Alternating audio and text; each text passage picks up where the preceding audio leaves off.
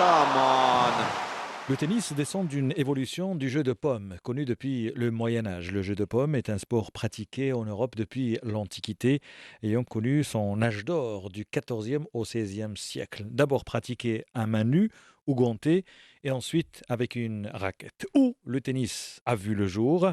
Les avis sont partagés. Une réponse rapide, Abdrahim Mondir. Bonjour à vous tous. Le tennis est né, il y a plusieurs versions. Alors il y a ceux qui disent qu'il est né en Andalousie, et il y a ceux qui disent qu'il est né au nord de la France, et la majorité des personnes à qui on va poser la question, on va dire que le tennis est né en Angleterre. L'Angleterre qui organisera le premier tournoi de l'histoire. C'était en 1877 et pas n'importe quel tournoi, c'est bien ça. Alors bien évidemment, pour le premier tournoi qui a existé à travers le monde, toutes les personnes à qui on va poser la question seront unanimes que le premier tournoi a eu lieu sur gazon et à Wimbledon.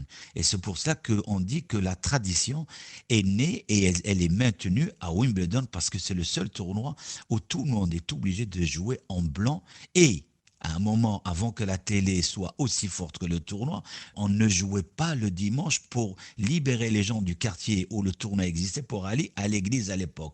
Donc aujourd'hui, avec l'arrivée de la télé, on peut se permettre de jouer un dimanche sur deux. On dit aussi que le club de Wimbledon a décidé d'organiser une compétition officielle afin de pouvoir financer les réparations d'un rouleau agricole nécessaire à l'entretien des cours. On avance dans le temps pour arriver à 1968, une date référence pour le tennis mondial. Le grand changement dans le monde du tennis a eu lieu en 1968 parce que avant, les joueurs de tennis qui étaient professionnels, entre parenthèses, avaient leur propre sécu. Ils étaient mélangés à personne.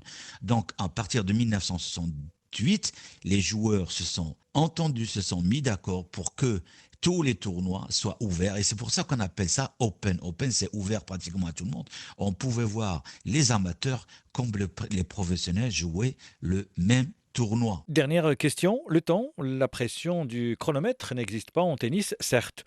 Pour le changement de côté, bien sûr, le temps est limité. Pour servir, là aussi, le temps est limité. Mais une partie de tennis peut durer des heures et des heures. Le tennis, contrairement à tous les sports, il n'est pas limité dans le temps. Par exemple, quand on va jouer au foot, vous avez 45 minutes contre 45. Un match de tennis, il peut durer une demi-heure comme il peut durer 4-5 heures.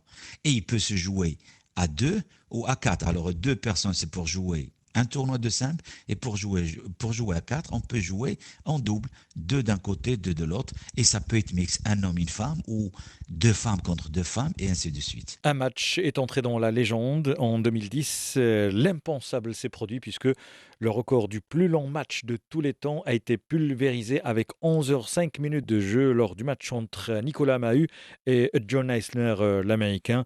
Il a pulvérisé les 6h33 des deux Français Santoro Clément auparavant. Lors du prochain numéro, nous parlerons des dimensions d'un terrain de tennis, la hauteur du filet, les règles de base et également les tenues vestimentaires.